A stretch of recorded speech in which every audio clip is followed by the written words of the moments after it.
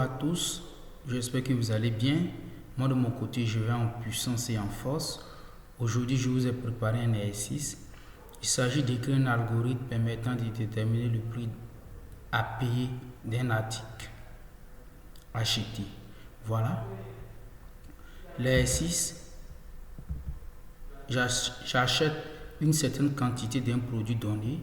La remise est de 8% pour un achat inférieur ou égal à 10 000 et 10% pour tout achat supérieur à 10 000 francs. Voilà, c'est-à-dire, lorsque vous achetez un article, sur le montant d'achat est inférieur à 10 000, on vous fait une remise de 8%. Mais si le montant d'achat est supérieur à 10 000, on vous fait une remise de 10%.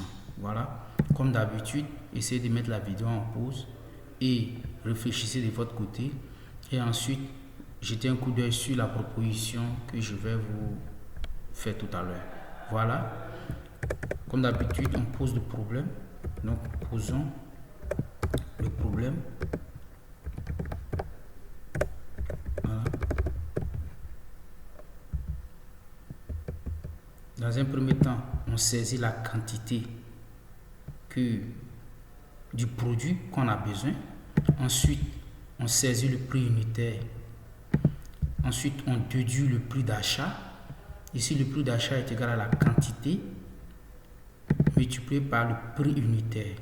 Voilà. En fonction du prix d'achat, on va calculer la remise et enfin déterminer le prix à payer et l'afficher. Voilà. Ça. Maintenant, passons à la rédaction de notre algorithme. Comme d'habitude, l'algorithme commence toujours par le mot-clé algorithme, suivi du nom de l'algorithme. On va l'appeler remise. Voilà. Ici, on va utiliser les constantes pour la remise ici. Donc ici, on va mettre le mot-clé const. Ensuite, on va déclarer la première constante qu'on va appeler P1. On va mettre en majuscule P1 qui va être égal à 0,08. Voilà. Ici, P1 va représenter la remise de 8%. Ensuite, on va faire P2 qui va être égal à 0,1 qui va représenter les 10%. Et on va déclarer une autre constante qu'on va appeler C qui va être égal à 10 000. Ici, c'est le prix. C'est le prix d'achat qu'on va fixer ici. Voilà, on va utiliser cette constante là pour comparer le prix d'achat. Voilà, ça va nous permettre d'aller un peu plus vite. Après avoir déclaré les constantes, on va déclarer ensuite les variables. Toujours le mot par le mot-clé var. Voilà. Ok, attendez une seconde. Ok, voilà. On va utiliser le mot-clé var pour déclarer les variables. On va déclarer une première variable qu'on va appeler quantité. Ici, c'est la quantité que l'utilisateur, le produit que l'utilisateur a besoin. Ce sont des types entiers. Voilà, quantité de type entier. Après avoir déclaré la quantité, on va déclarer une variable pour la remise qu'on va appeler R. Ensuite, on va déclarer une autre variable qu'on va appeler PU, qui est le prix unitaire. Ensuite, une autre variable encore qu'on va appeler PA, qui est le prix d'achat. Et enfin, la dernière variable qu'on va appeler PAP, qui est le prix à payer. Ok. Et tous sont de type réel. Voilà. Pour contenir de grandes valeurs. Voilà. Après avoir déclaré les constantes, les variables, on va passer au code de notre algorithme comme d'habitude. Le code de l'algorithme commence toujours par le mot-clé début. Voilà, on met début. Voilà, on va écrire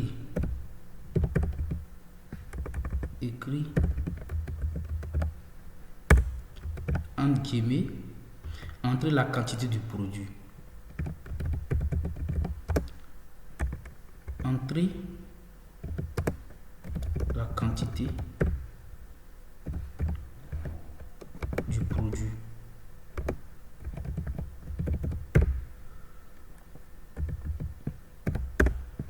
lire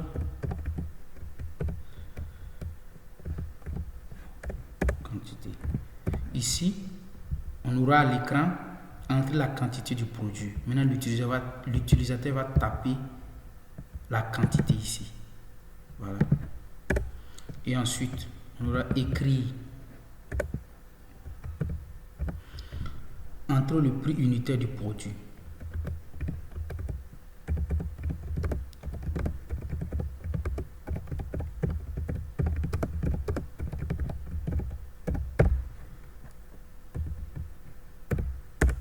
L'utilisateur va lire PU, prix unitaire. Voilà. Donc vous voyez ça. Dans un premier temps, ils vont demander entrer la quantité du produit. L'utilisateur va saisir la quantité du produit. Ensuite, ils vont poser la question encore entre le prix unitaire du produit et l'utilisateur va saisir le prix unitaire du produit. Voilà. Après avoir saisi la quantité, le prix unitaire, on va calculer maintenant le prix à payer. Donc PA, le prix à payer va être égal à, bon, le prix à payer, on va affecter égal à la quantité multipliée par prix unitaire. Quantité multipliée par PU. Voilà. Maintenant, c'est ça. Après avoir calculé le prix à payer, on va vérifier est-ce que le prix à payer est inférieur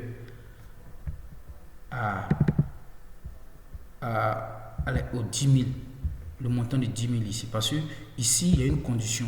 Si le prix à payer est inférieur ou égal à 10 000, on fait une réduction de 8%.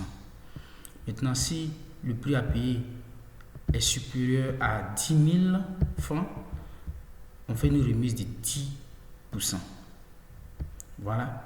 Donc ici, vous voyez, les constantes vont nous permettre de gagner du temps. Donc ici, on va vérifier d'abord dans un premier temps. Si PA est inférieur à C, on dit inférieur ou égal. Inférieur ou égal. Inférieur ou égal à C. Ici, notre C représente 10 000 francs. Alors, on a début si. On a R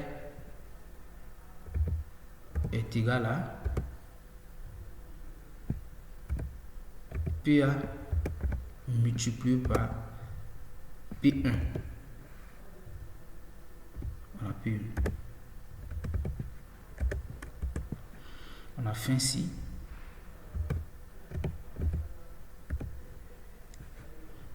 Voilà. Sinon, on a début. Sinon,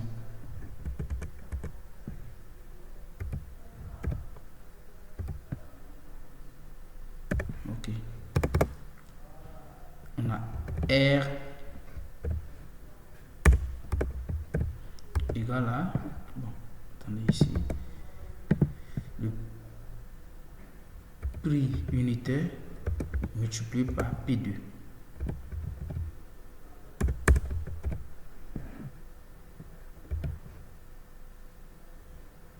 Désolé ici, je me suis trompé, c'était P2 ici. Ok, P2. Voilà. La fin sinon.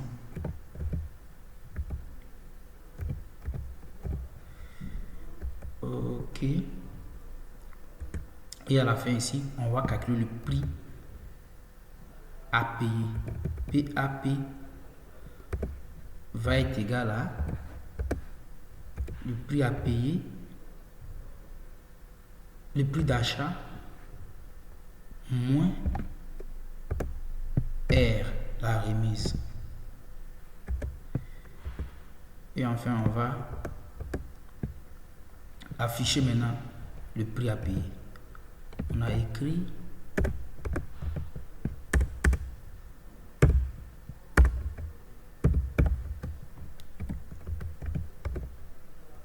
le prix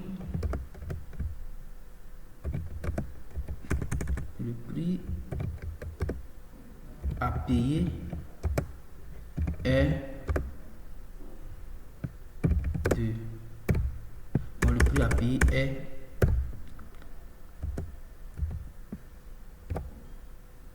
PAP. Voilà. Et enfin, on met fin suivi d'un point. Voilà. Donc, je vais essayer de vous expliquer tout. On va reprendre l'explication. L'exercice nous demande, lorsqu'on achète une certaine quantité d'un produit donné, la remise est de 8% pour un achat inférieur ou égal à 10 000 et de 10% pour tout achat supérieur à 10 000. C'est-à-dire, quand tu achètes, tu vas dans un supermarché, un exemple, tu vas dans un supermarché, tu achètes des produits. Lorsque le montant d'achat là est inférieur à 10 000, on te fait une remise de 8%. Mais si le montant d'achat est supérieur à 10 000, on te fait une remise de 10%. Voilà. On a posé notre problème. D'abord, on saisit la quantité de produits que l'utilisateur a besoin. Ensuite, on saisit le prix unitaire du produit. On déduit le prix d'achat. Le prix d'achat qui est égal à la quantité multipliée par le prix unitaire. Ensuite, on calcule la remise selon le prix d'achat. Et enfin, on détermine le prix à payer et on l'affiche. Voilà, dans un premier temps, on a utilisé le mot-clé algorithme et on a donné le nom de notre algorithme remise. Ensuite, on a déclaré les constantes. Ce n'était pas obligé de déclarer les constantes, hein. Mais ici, il est important de déclarer les constantes. Ça nous permet de gagner du temps et puis de rendre notre code plus lisible. On a déclaré une première variable qui va déclarer la remise. On a déclaré une première constante qu'on a appelée P1 qui représente notre remise de 8%. Ensuite, on a déclaré notre deuxième constante P2 qui va représenter notre remise de 10%. Ensuite, on a déclaré une constante C qui va représenter le montant 10 000 francs. On va utiliser cette constante C là, parce qu'on a déclaré constante parce que ce sont des montants qui ne vont jamais changer au cours de notre programme. Voilà. Tout au long de notre exercice, ce sont des valeurs qui ne vont pas changer. Voilà. Donc ici, C est une constante qui prend la valeur 10 000. On va utiliser cette constante-là pour comparer le prix d'achat. Voilà, ça va nous permettre de calculer la remise. Maintenant, après avoir déclaré les constantes, on a déclaré les variables. On a déclaré une première variable qu'on a appelée quantité de type entier. Cette variable va nous permettre de saisir la quantité d'articles, de produits. Voilà. Ensuite, on a déclaré une variable R petit en minuscule qu'on a. Cette variable-là représente la remise. Ensuite, on a déclaré une variable PU qui représente le prix unitaire de chaque produit. On a PA qui est le prix d'achat. On a PAP qui est le prix à payer. Voilà, ce sont des types réels contenus de grandes valeurs. Ensuite, on a écrit le mot-clé début. Pour écrire un algorithme, le code de l'algorithme commence toujours par le mot-clé début. Dans un premier temps, on va afficher à l'écran entrer la quantité de produit. Voilà. Ça va nous permettre de saisir la quantité. Ensuite, on affiche à l'écran entre le prix unitaire du produit. On saisit PU. Après avoir saisi la quantité et le prix unitaire, on va calculer le prix à payer. Donc le prix à payer va être égal à la quantité multipliée par le prix unitaire. Lorsqu'on finit de calculer le prix à payer, on va comparer le prix à payer à la constante C. Si le prix à payer est inférieur ou égal à C, qui est égal à C ici, qui est égal à notre constante qui est 10 000, alors la remise va être égale à prix d'achat multiplié par P1, qui est égal à prix d'achat multiplié par 0,08. Voilà. Sinon, c'est-à-dire le prix d'achat est complètement supérieur à 10 000, alors la remise va être égale à le prix d'achat multiplié par P1 qui est égal à 10%. Après avoir calculé la remise, on va maintenant calculer le prix à payer.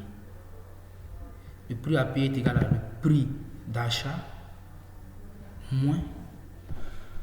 Après avoir calculé la remise, on calcule maintenant le prix à payer. Voilà. Le prix à payer est égal à le prix d'achat moins la remise. Et enfin, on affiche le prix à payer. Voilà. Écrit, le prix à payer est PAP. On verra à l'écran le prix à payer est le montant à payer. On peut même